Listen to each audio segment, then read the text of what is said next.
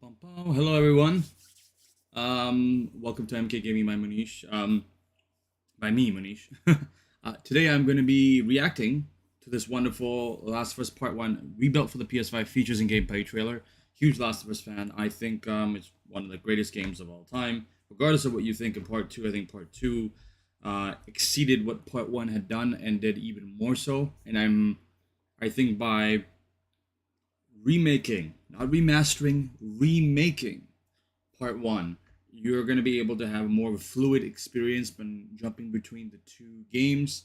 We have to make sure that obviously we are,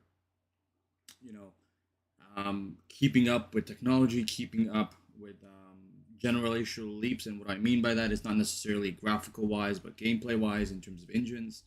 Obviously, generational leaps. I say graphical leaps. Generational leaps versus graphical leaps are really different. I don't think you're going to see graphical leaps as much as before. Maybe some refinement, but other than that, before we get started, remember to like the video / stream, hit the bell for the latest notifications. Like and follow me on Facebook. And without further ado, let's actually just go straight into it. And listen to the trailer. I think I've set the volume right. I think it's decent enough. But you know what? I'm not gonna put the volume down too much because I do want to hear some of the gameplay, obviously. So here we go. And actually, I'll do it from the middle here. I'm coming.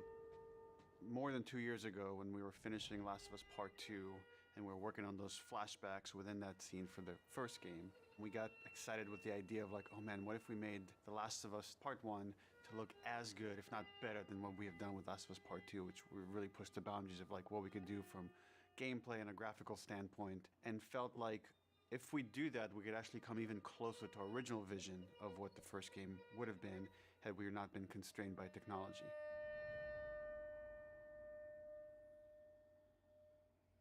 The original creative vision of The Last of Us, I think in a lot of ways was larger than what the PlayStation 3 was capable of. The tech of the PS5, it's like an open box of tools and goodies that we can play from and draw from. Wow. The 4K, HDR. Not only not even graphically, it seems like to reimagine The Last of Us. It gave us whoa. That's okay. That is big. That's that. Not only are the characters more detailed, I mean down to the Wow. irises and the pupil depth. You know, you fall into the eyes of the characters. Aside from that, the facial animation is just way more believable. Like all the nuances, all the little subtle reactions, glances, glares, right? Like you get all of it almost close David. to sort of the original performances. So no matter what, you stick to me like glue. Like glue. Like glue. Got it. Good. Good. We are able now to not only just have the highest Sam and Henry again. in the cutscene, but also in gameplay. It's the same character, so now we can do these seamless transitions in and out. Every part of the game has benefited from seamless transitions and emotional scripting. Pretty good, huh? Our stories happen in gameplay, on a stick. She knew my mom. All this stuff is Some designed to keep some places you can't really constantly notice in this differences. world. I can definitely agree on certain parts, you know. But at the same time, like, it's gonna really come down to you getting your hands on the game itself and playing. One of the things that the PlayStation 5 Obviously, the game is not refined is that just we're yet. able to Whoa, have the density particle of effects on fixed that. objects in a scene that were just Oh, the clickers are gonna be different too. I just realized that. always been the dream. Clickers are not gonna be the exact same move. They're gonna move as quickly. Breakables, destructible objects in a scene just makes the world feel rich, makes it feel lived in. Materials kind of have the properties that you'd expect. The turret truck in Pittsburgh, when it's firing at you and it's just ripping apart the concrete and sending objects flying left and right. Seeing things break, like there's fear, there's a real fear that it invokes. And it's giving us a much more dynamic range of gameplay to play with. Around him!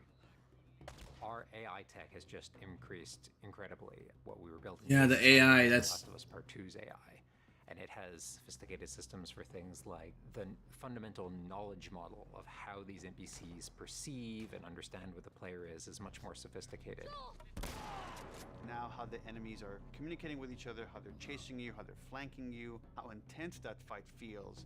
It's so much more rewarding coming out of it from the other side. Oh, this part. Wow, look how different this looks. Improvements is the buddies. The buddies technology that we developed for The Last of Us Part 2 has this very The foliage and everything is absolutely amazing.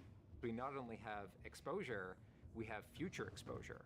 So buddies can know, okay, that enemy is walking forward and they're about to round this corner. So in 3 seconds, that corner is going to be exposed. So I'd better move now to avoid this enemy seeing me.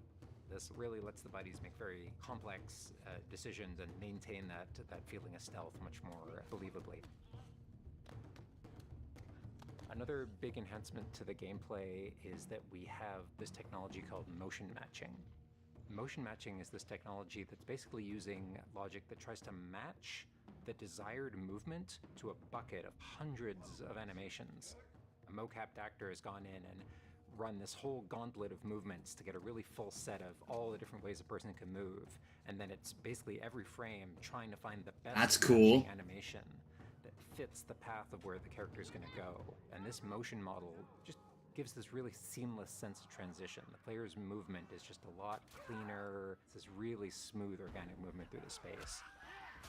First, we just had to build that core experience. And then beyond that, we wanted to add several features that fans have been asking for. For example, we now have a permadeath mode.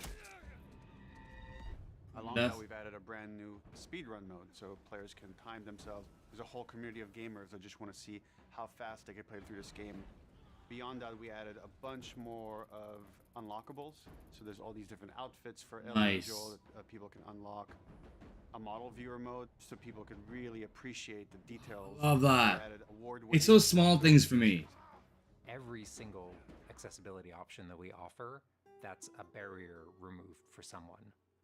As she surveys the apartment, her eyes wander to Joel. She steps past the couch. He wears the wristwatch Sarah gifted him, which now has a cracked face. I love the This accessibility is the features. first PlayStation game that has audio description built into the game, built into the cinematics. Now it's nighttime. Joel stirs in his sleep. And that's really the way we've tried to push the frontier of accessibility on this game.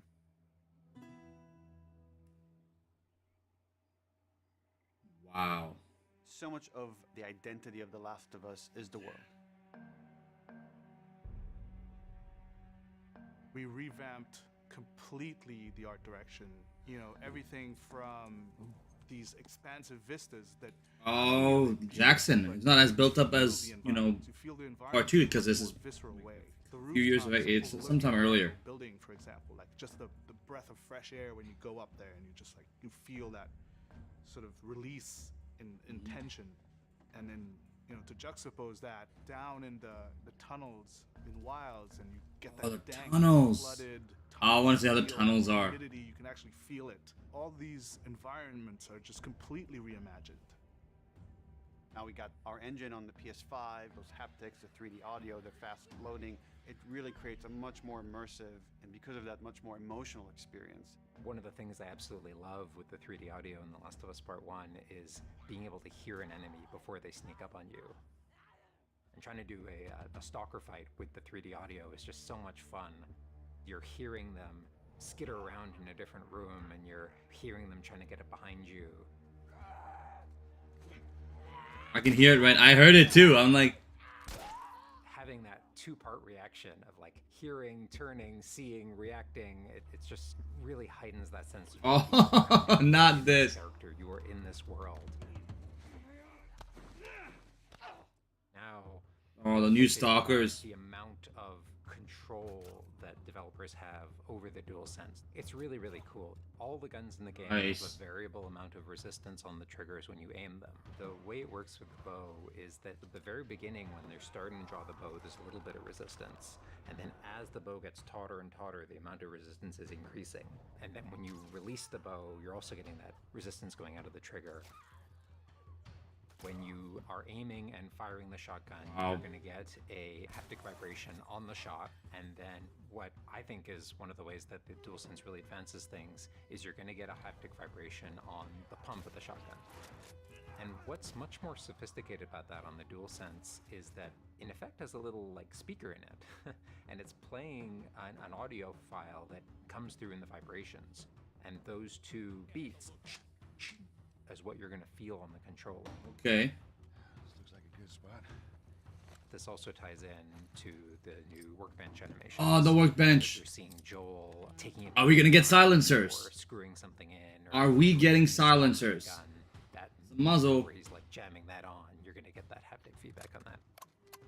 We have, haptics all across the board, for all the moments you kind of expect, for clambering, jumping, landing, meleeing, getting melee, like all those kind of high intensity moments we have represented in the haptics. What I personally absolutely adore is the way we can enhance the really quiet, subtle moments of gameplay. So it's like when Joel goes in to pet the giraffe, getting that little light touch on the haptics as he's petting the giraffe.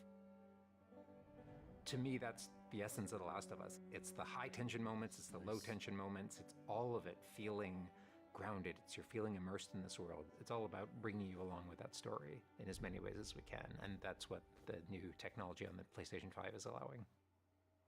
Nice.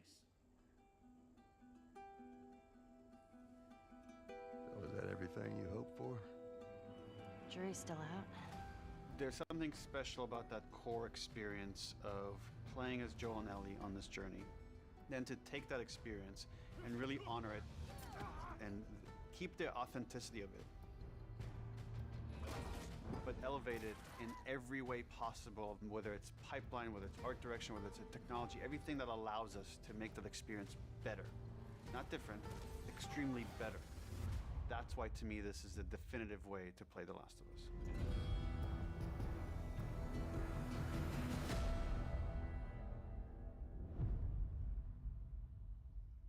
Okay. So, I was pleasantly surprised by a lot of what I saw today. What I am going to do now is I'm going to go back to close to the beginning, I think it was. Like right about there. And what I'm going to do is I'm going to switch it to the 4K version just for a few seconds. I'm going to go in and out.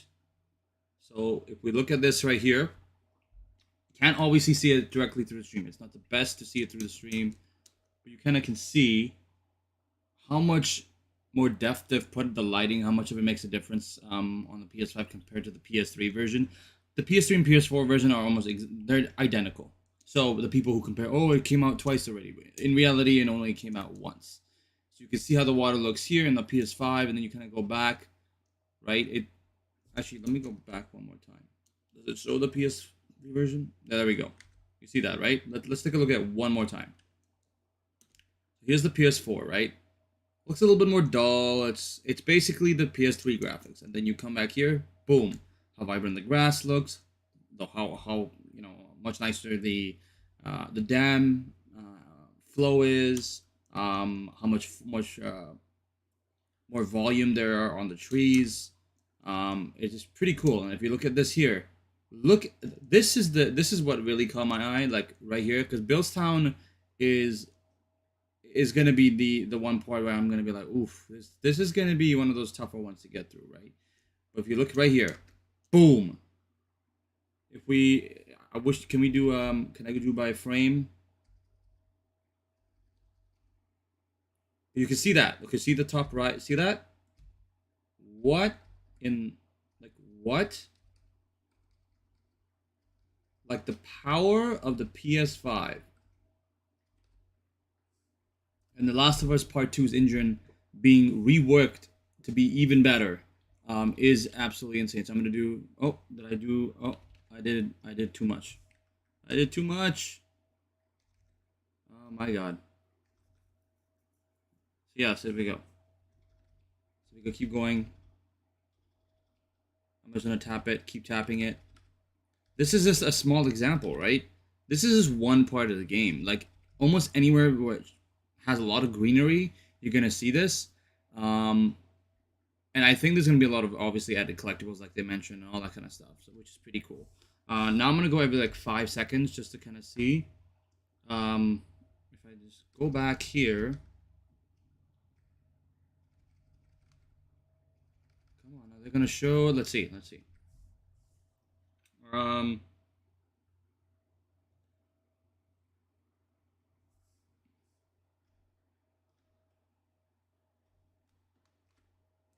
then we're gonna get there. Yeah, as soon as we go from here, you're gonna be able to see.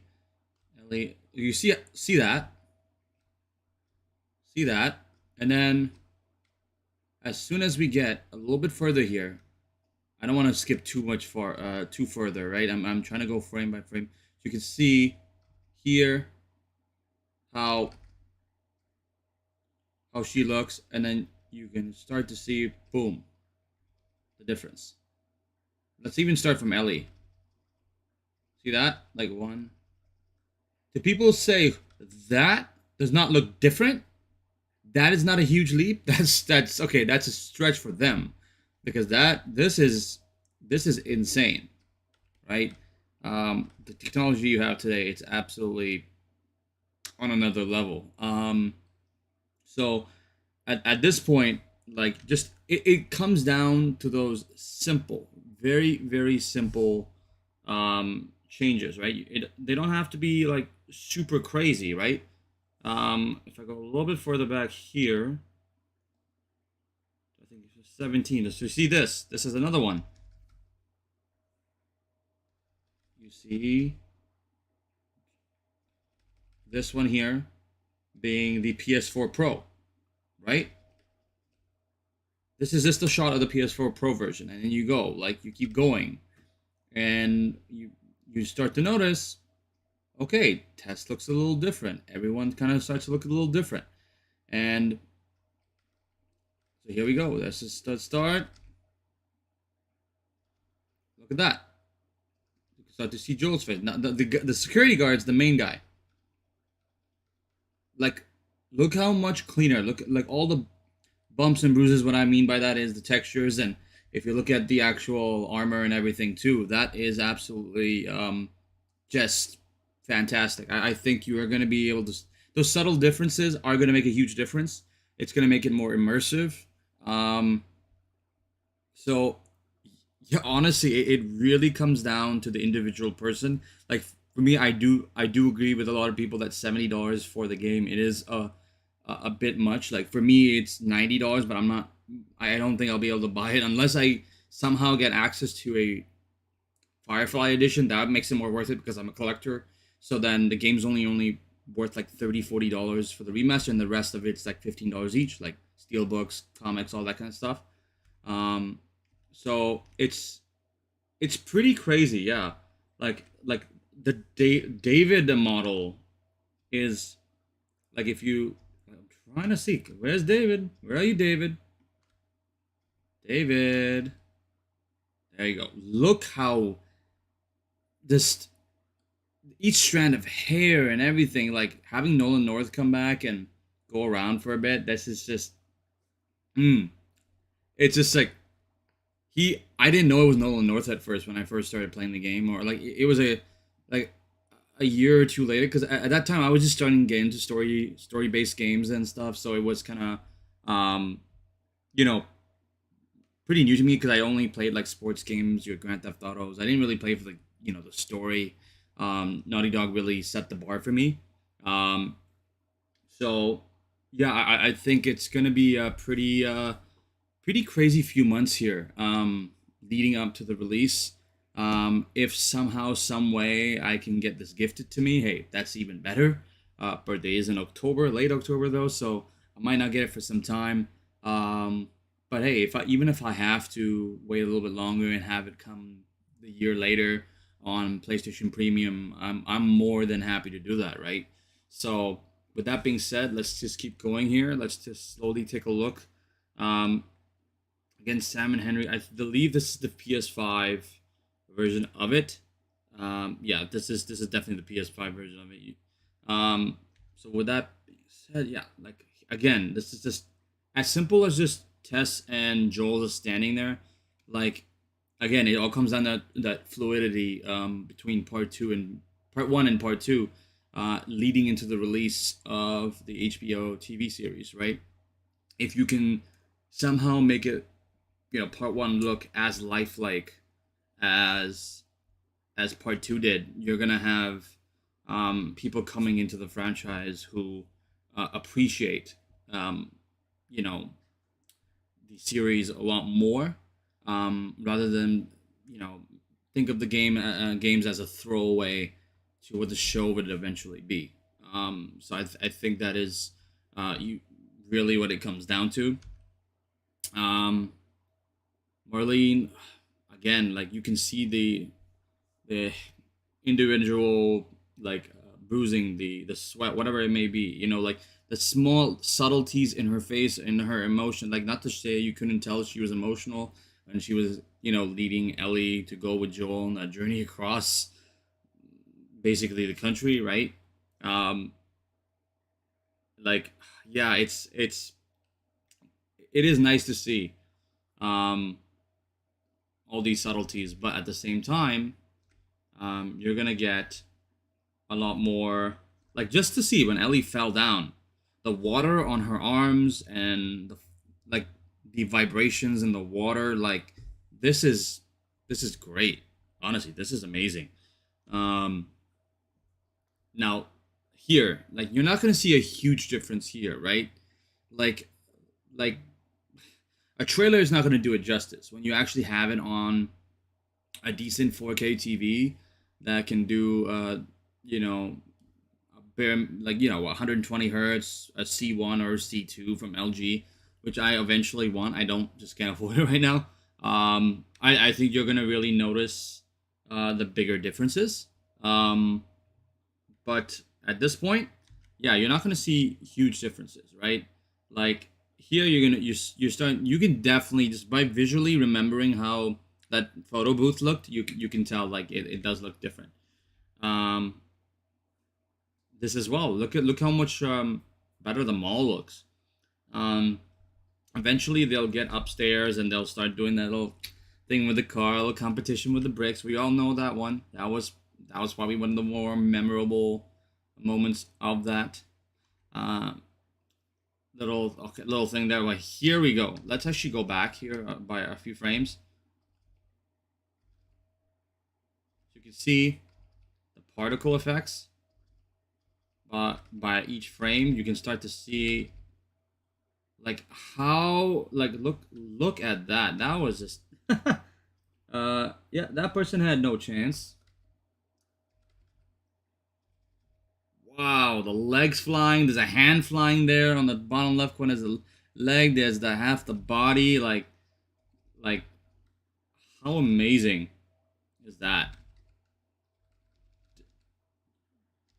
The main part dissipates, but you still see still the cloudiness of it, right? Yeah, going away from that gunner, like, that's another one that's a little bit tougher. Like, again, this is another big one because you like, I'll even play the gameplay here. Like, when the truck is shooting at you, there's a lot more cement building structure that is destructible. That you're gonna have a lot of strategizing to do around, because if obviously if the environment's a little bit more destructible, then you're gonna not have as much cover for as long as you had in the previous games, where things that should be able to be shot through are not shot through. I'm hoping that you might be able to maybe shoot an enemy through a wall. That would be kind of crazy to see. If you can do that. Like I mentioned while I was reacting to the trailer itself, I'm hoping for silencers. I think silencers would be extremely beneficial to part one's gameplay. That's one thing I'm really hoping for.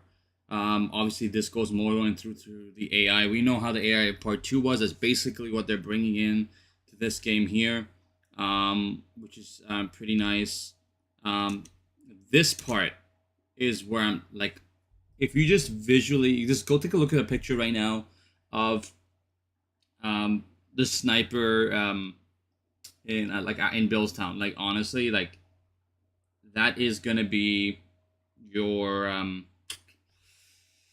yeah, that's gonna be the one that you're gonna have to really strategize in, because like if you're gonna take the AI from the previous game and go through a section like this, that's gonna be pretty crazy, especially in the tower when you're earlier on in the game and you dropped into that position while Ellie and Tess are up above.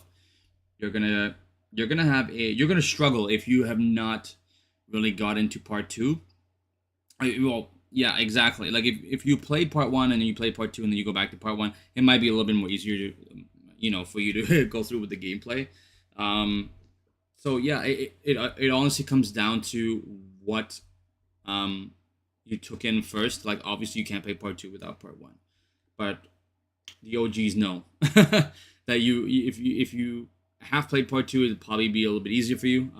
Like myself, I'm not much of a grounded guy, so I might just play it on the normal difficulty, get a feel of it, right? And then maybe later on, up the difficulty. Let's like play it here. So you can kind of start to see, just as something as simple as just viewing down, your line of sight. Like I'm hoping for to go through and see how the workbenches work, how you would upgrade. I believe you're gonna have to pick up, your nuts and bolts, whatever you did and picked up in part two to get those weapon upgrades. I don't think you're gonna be able to get those toolboxes to level up like before. I think they're gonna try to switch that around a little bit, unless they keep that in there. That might be a bit different. You can see how the AI is gonna work here. If someone's coming around this way, you're gonna start to see maybe one person can distract, one person can then stealth attack, right? This is what I was kind of impressed about.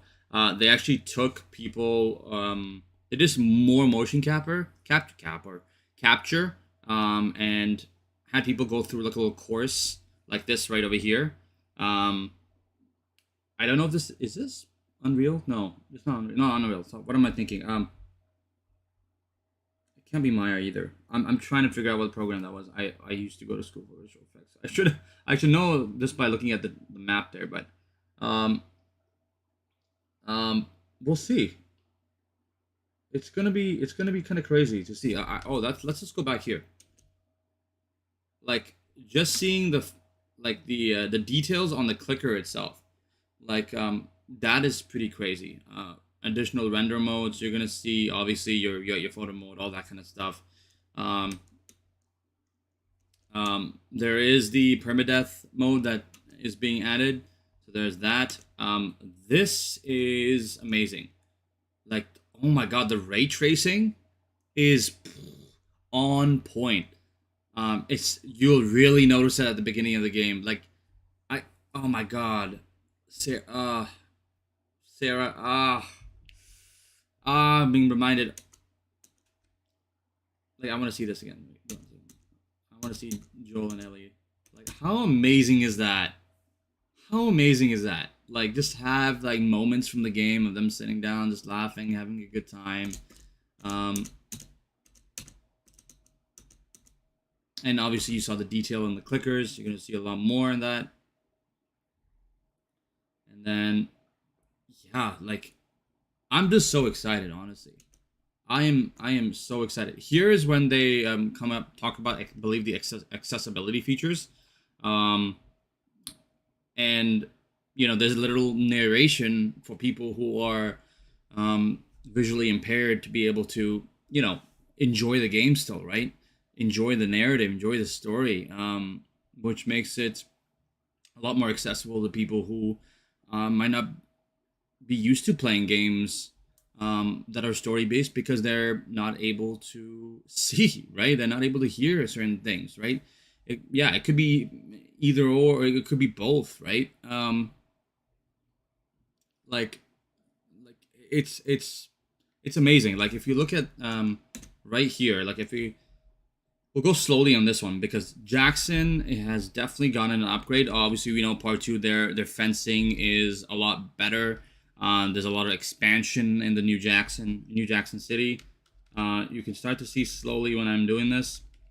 that it's a lot more fuller. You can actually see in the distance that the fencing is close to being done on the other side there, or is done. There's obviously the watchtowers and everything. And as closer you get to the footage here, you can start to see the open spots in the actual wall itself. With the opening, obviously, to go in. So you're gonna get a lot of nostalgic feel, like accelerated nostalgia from part 2 and part 1, where you know, obviously know how New Jackson City will look, but you kind of get thrown back to, you know, this scene here when Ellie might go back with Tommy, but ends up, you know, deciding, hey, I want to stay with Joel. I want to go on this journey, right? I want to save the world. And it was a pretty touching scene, you know. Ellie realizing at that point that, you know, what she is destined to do is to be at the point, you know, where she doesn't say no to helping others, and she's getting, you know, to the point where she does not deny someone, like, trying to be as vague as possible, because there are some people who have not played the game, but get the cure. Let's just say that, we all kind of know that's the basic premise of the game, so you can see how nice everything else kind of compares to each other. Tessa's model obviously looking a little bit different. I didn't really agree with how much different she looked, but at the same time, I grew to her new look, right? And I could still tell the facial features and hair and, you know, the bandana and all that. That is Tess, right? That's good old Tess. So yeah, the tunnel is something that I'm really looking forward to, so you can kind of see how much more detail they've put in there. Like, yeah, just how smoky the corridors and everything are. There's that. Like, how, like, that's insane. Like, I'm gonna go, like you see this, right? Like, you see how more musk there is to it. Like, let me just go a little bit further back here. Let me just go a few back. You can see, right, how much of a difference it is. It's a lot more subtle. It's not overpowering the scene. You can start to see, you can still see that kind of cloudiness in the distance, and you want it to be more subtle, like, right? Like, it's like fog. You can see what's in front of you, but you can't see that's what way farther down. And if you, like, look here, it looks almost like too much, you know, like almost like too much, and you don't want that when it comes to, you know, your gameplay. So yeah, it's one of those things, like, you have to really I guess understand, like, remaster versus remake, right? Remaster versus remake, not exactly what you are hearing from the comment sections are going to be exactly what you need to hear. And I'm trying my best to kind of explain the differences, right? Because if you look at a remaster, it's, you know, basic up-resing, FPS boost. Maybe you'll get some extra features or something, like collectible stuff like that. Without changing the gameplay as much. Whereas you remake something, you're completely changing, you know, the movement, the gameplay aspect, graphical on top of you know, putting that on top of the graphical changes you're going to see. Prime example of a remaster, and I say this is a remaster, is Demon Souls, because you took the textures, you redid the textures, but the gameplay remained pretty much the same. So you can't call Demon Souls a remake when the gameplay didn't really change that much. And I honestly think it should be considered like remastered plus, you know, because the gameplay didn't change. Like, you can't really change the gameplay. I guess you can make an argument for that, but still, like, if you look at The Last of Us, you're gonna really realize the differences, the subtlety, right? And obviously the 3D audio is a big part. and I heard it and everything in my headphones here. And I'm like, I feel like there's something behind me, and then as soon as I think that, he turns, and there, what is there? A stalker, right? And then right over here, like I heard it here as well, right? And it's amazing to see how far everyone has come.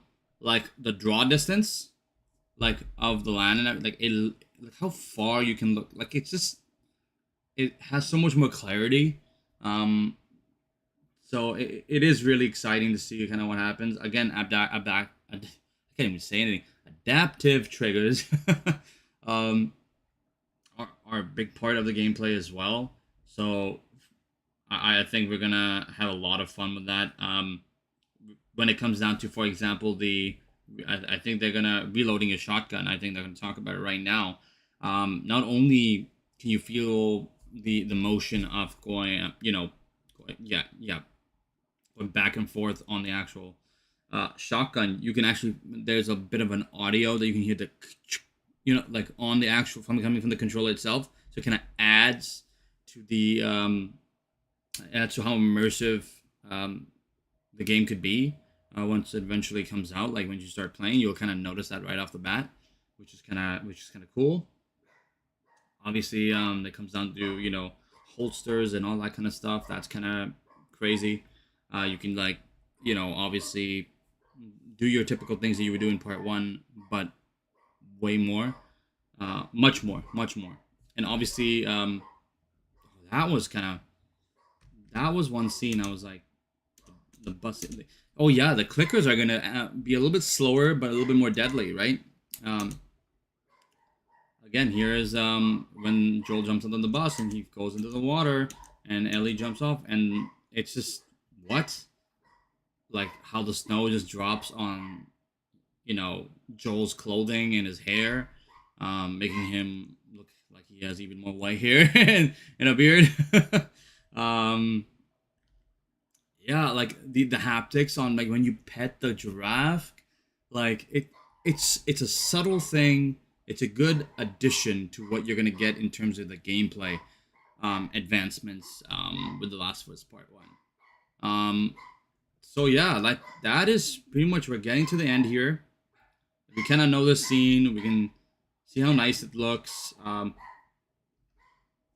Facial animations, obviously. Like Tommy looks absolutely amazing. This looks absolutely fantastic. This is right before you enter the building, right, where you go into that little area and you fight those like 6 or 7 infected. It's fantastic. And then that's when the arm gets cut off. Yeah, there's a lot to look forward to. So that's The Last of Us Part 1, out on September 2nd. But I guess for PC it might come out maybe a bit later than that. I'm gonna guess late October, early November.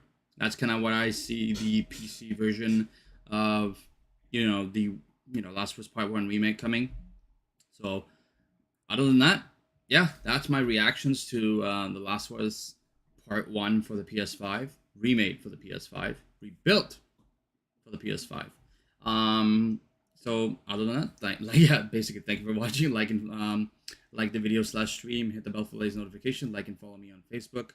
On Facebook, I usually update what I'm going to be reacting to and stuff. This is kind of this last second someone sent it to me. I'm like, okay, I'm going to react to it. So I didn't even really post anything about that on my page. So yeah, other than that, thank you very much for watching. I will see you guys next time for the next reaction. Take care.